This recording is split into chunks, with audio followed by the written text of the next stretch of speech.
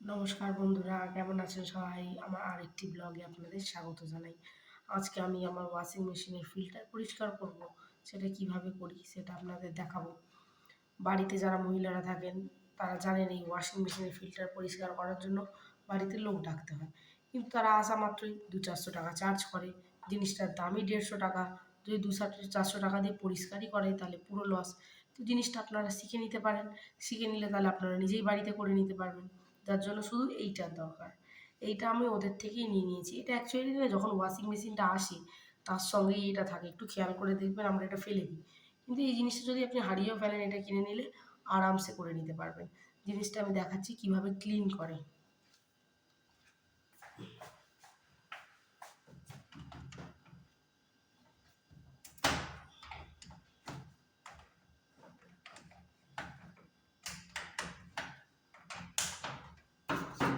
এই দিয়ে আমি প্রথমে পেঁচটা খুলে নিলাম।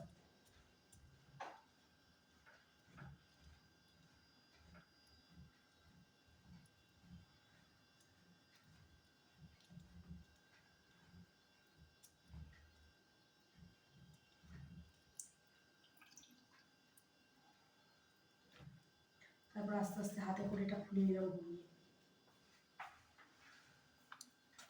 এই যে এই দেখছেন কি অবস্থা হয়েছে।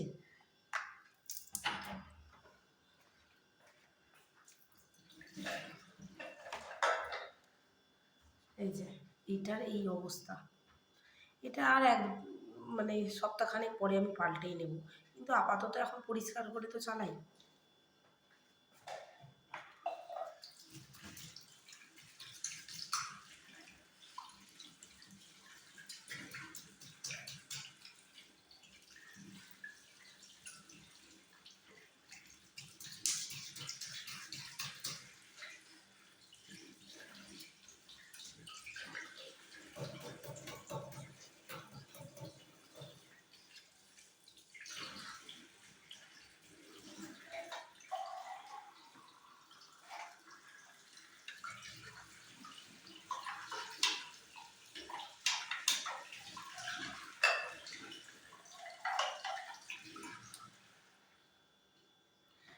একটা ব্রাশ নিয়ে ব্রাশের মধ্যে দিয়ে এটাকে নিয়ে এইভাবে ঘুরিয়ে যদি আপনি পরিষ্কার করেন তাহলে আশা করি ভেতরের ময়লাগুলো সব উঠে যাবে।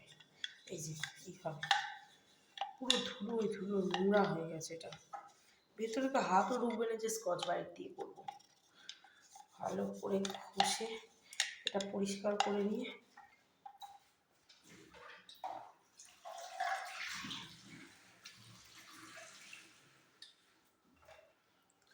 দেখছেন এটা পুরো ক্লিন হয়ে গেছে।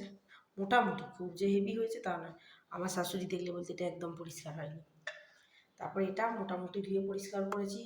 কিন্তু এটা বেশি দিন আর চলবে না, এর অবস্থা খারাপ হয়ে গেছে। আমার শাশুড়ি দেখলেই বলবে বউ ফাঁকিবাজ।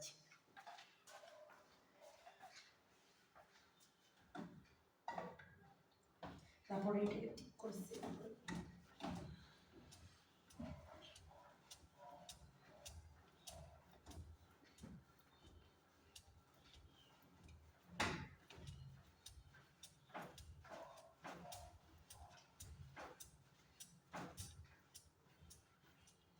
এটা করা কিন্তু হেভি টাফ।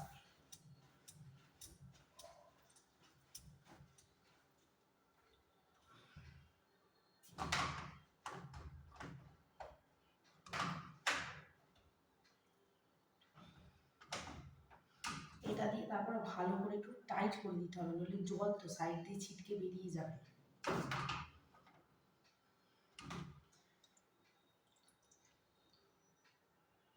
কল চালিয়ে দেখে নিলাম যে এটা জলটা ঠিক মতো বেরোচ্ছে কিনা, আপনাদের দেখিয়ে দিতে পারি। এই যে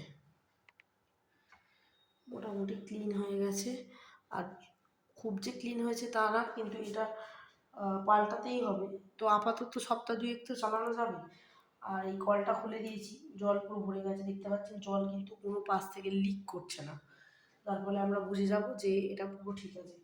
তো বাড়িতে 200-300 টাকা দিয়ে মিস্ত্রি রাখার থেকে মোটামুটি চালিয়ে নেওয়া যাবে এইভাবে।